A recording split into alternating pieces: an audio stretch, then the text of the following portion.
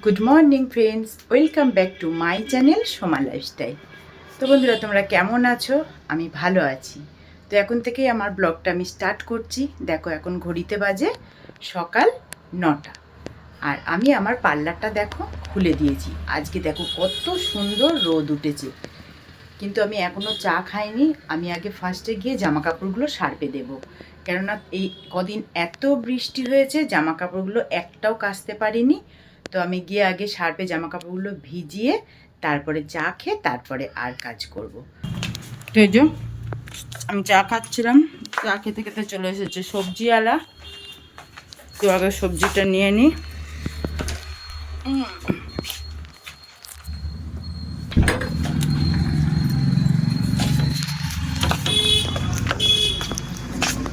সেদিনকে টাকা পাঠাতে অনেক রাত হয়ে গিয়েছিল, ভুলেই গিয়েছিলাম। দেন কত করে টমেটো? 540 দাও, 500 দাও, বড় বড় দেখে দিবা। হ্যাঁ,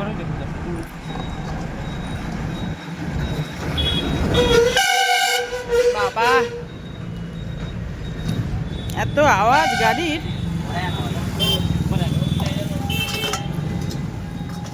আর কি নেব?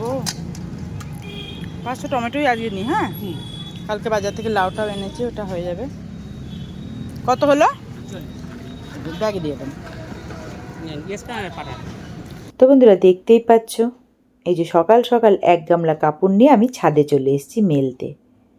কারণ 3-4 দিন এত বৃষ্টি ছিল, কাপড়গুলো আমি কাচতে পারিনি। তা দেখো, আমি সকালবেলায় যেই দেখেছি রোদ উঠেছে, আমি তাড়াতাড়ি করে সার্ফে কাপড়গুলো ভিজিয়ে কেচে দিলাম। তা দেখো, আমি চলে এসেছি ছাদে মেলতে। তা তোমাদের মনে একটা প্রশ্ন জাগতে পারে যে দিদি তো পার্লার খুলে আসলো, আবার এদিকে কাপড় কাচছে। হ্যাঁ, আমার বাড়ির মধ্যেই পার্লার, তো আমি এইভাবেই পার্লারের কাজ করি। ওদিকে কাস্টমার আসলে সব কাজ ফেলে চলে যায়, কাস্টমারের কাজ করি। আবার এসে আমার যা কাজ ঘরের বাকি থাকে আমি সেইভাবেই কাজ করি। আর আমার কাস্টমাররাও আমাকে এইভাবে দেখেই অভ্যস্ত যে দিদি ঘরও সামলায় আবার আমাদের কাজও সামলায়। তো বন্ধুরা, আমার পার্লারের বয়স আজ 20 বছর। আমি ইচ্ছা করলে আমি পার্লারে একটা আমার হেল্পার রাখতে পারতাম, কিন্তু আমি রাখিনি। কারণ আমি জানি আমি আজ কাজ করতে পারছি, এমন একটা দিন আসবে যে আমি আর কাজ করতে পারবো না। তখন আমি দেখব যে আমি মেয়ে রাখবো কি রাখবো না, ঘরে কাজের লোক রাখবো কি রাখবো না। কিন্তু আমি যতদিন পাচ্ছি আমি চেষ্টা করব আমি নিজেই করার। কারণ আমি নিজেকে ব্যস্ত রাখতে ভালোবাসি, আমি কাজকেও ভালোবাসি, আমি কাজকে আমি ভয় পাই না। আর আমাদের সংসার খুবই সুখের হওয়ার কথা, কারণ আমার একটা মাত্রই মেয়ে। আমার মেয়ের আমি বিয়ে দিয়ে দিয়েছি, আমার জামাই খুবই ভালো মানুষ, আমার একটা নাতি আছে, আমার সংসার হবে সুখের। কিন্তু আমার এই সংসারে এখন একমাত্রই বাধা হয়ে দাঁড়িয়েছে আমার মা। আমার মায়ের চলার পথে অনেক ভুল ছিল। তো যখন আমরা তার ওই ভুলগুলোকে ধরিয়ে দিতাম, তার যখন বয়স ছিল তখন আমরা হয়ে গিয়েছিলাম খারাপ। আমিও খারাপ ছিলাম, আমার মেয়েও খারাপ ছিল। কিন্তু আজ তার পাশে কিন্তু আর কেউ নেই। তখন তার যখন বয়স ছিল তার পাশে কিন্তু অনেক মানুষ ছিল, কিন্তু এখন তারও বয়স হয়েছে, তারও সব কিছু শেষ হয়ে গিয়েছে, কিন্তু তার পাশে এখন আর মানুষ নেই। এখন তার একমাত্রই সম্বল তার মেয়ে। কিন্তু এমন একটা দিন গিয়েছে, আমি মানে আমার মায়ের যে আমি মেয়ে, আমার মা তখন আমাকে পাত্তা দিত না, মেয়ে বলে মানে গ্রাহ্যই করতো না। আমরা কোনো কথা বললেই তখন আমরা নাকি ভুল বলতাম তাকে। তাই তাকে এখন আমরা বলি যে তুমি যে কাজগুলো করে এসছো, কত বড় ভুল করেছো দেখো।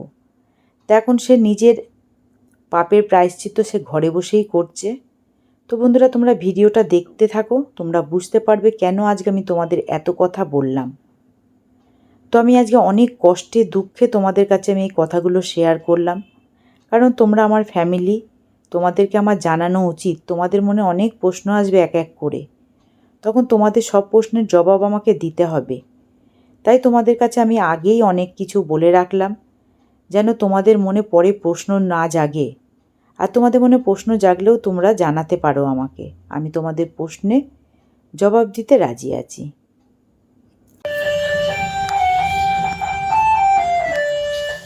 যাই আসছি আসছি, যাই যাই যাই, আসছি, ছাদে ছিলাম, আসো। তো বন্ধুরা দেখতেই পাচ্ছ, এই যে কচুর ডানটি ধোয়া হয়ে গেছে, আর আমি যে গ্যাসটা জ্বালিয়ে দিয়ে এবারে কচুর ডানটিগুলো আমি সিদ্ধ করতে দেব।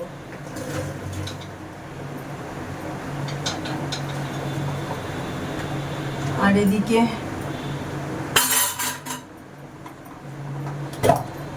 মাছের মাথাটা বার করা থাকলো, ওটা সিদ্ধ হোক, সিদ্ধ হতে হতে মাছের মাথাটা একটু ইয়ে হয়ে যাবে, নরম হবে, তারপরে ধুয়ে নুন হলুদ মাখিয়ে নেব, হোক ওটা সিদ্ধ। একটু জল দিতে হবে তো না? হ্যাঁ, নাহলে তো ইয়ে হবে না।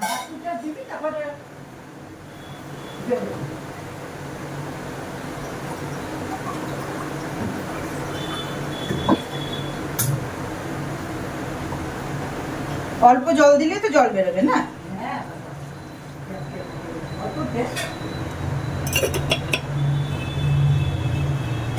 তো হোক ওটা সিদ্ধ। তো বন্ধুরা দেখতেই পাচ্ছ, দেখো কত ছোট্ট কাস্টমার এসছে আমার।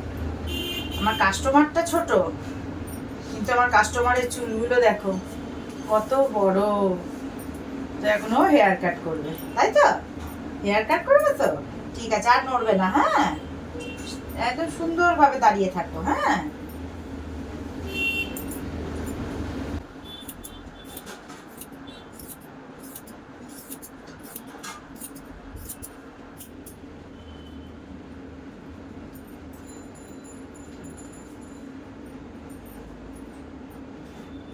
নড়বে না, হ্যাঁ? তুমি তো গুড গার্ল।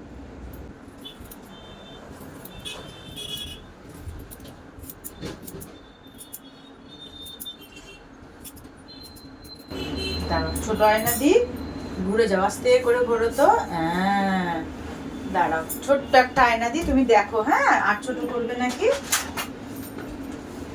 আর ছোট করবে?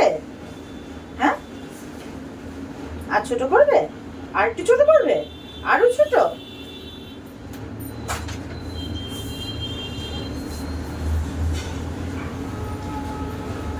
আর কতটা ছোট করতে বলেছে? একদম কাঁধ অব্দি? এই অব্দি? আচ্ছা, ঠিক আছে, ধরো।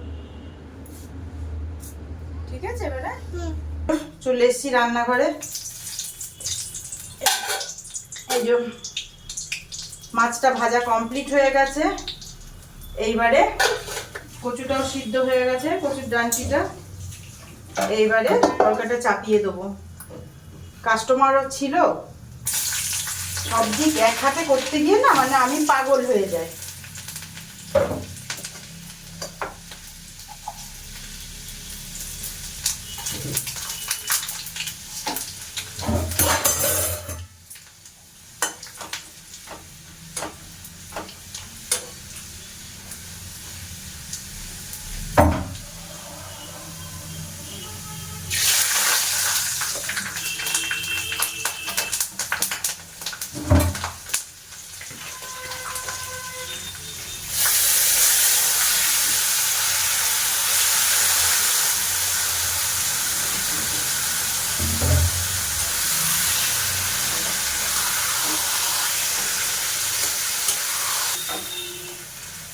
আর এই যে ইলিশ মাছের মাথাটা ভাজাই আছে, পরে এর উপরে একটু দিয়ে দেবো, আস্তে আস্তে হবে। মানে মাথাটা খারাপ হয়ে যায়, সব দিক সামলাতে গিয়ে আমি মানে পাগল হয়ে যাই, নাজেহাল হয়ে যাই। সারাদিন ভূতের খাটুনি খাটবো, কাজ করব, কষ্ট করব, তাও আবার লোকের কথা শুনতে হবে আমার মায়ের জন্য। আমার মা কোনো দিন আমাদের কোনো কথা শোনেনি, হ্যাঁ? আর এখন আমাদের সেই আমাদের লোকের কথা আমাদের শুনতে হবে। মাকে বারবার করে তখনই বলেছিলাম যে যা করছো ভাবনা চিন্তা করে করবা, শোনেনি। নাও, আমি তো এখন আমি কোনো কিছুই আমি দেখবও না, কিছু শুনবও না। আমি যেরকম চলছি আমি সেরকম চলবো। আমি ছোট্ট থেকেই খাচ্ছি, খেটে আজ এই পর্যন্ত এসেছি। তো বন্ধুরা তোমরা দেখতে থাকো। আজকে আমার মাথাটা গরম হয়ে গিয়েছে, আমি আর কিছু বলতে চাই না, পরে তোমাদের সব খুলে বলবো। তো বন্ধুরা অনেকক্ষণ পর আবার তোমাদের সামনে আসলাম।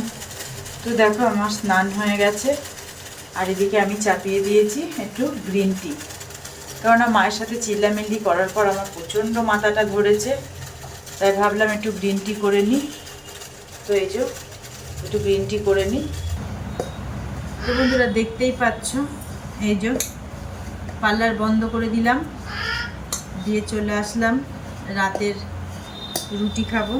তো ব্লগটা আমি এখানেই শেষ করছি। এই তুলি, আমাকে কথা বলতে দে। আটা মাখছি, দাঁড়া। আটাটা সবে মাখতে বসলাম, রুটি করব তারপরে তো খাবি। তো ব্লগটা আমি এখানেই শেষ করছি। তোমরা ভালো থেকো, সুস্থ থেকো, দেখা হবে আবার পরের ব্লগে। বাই।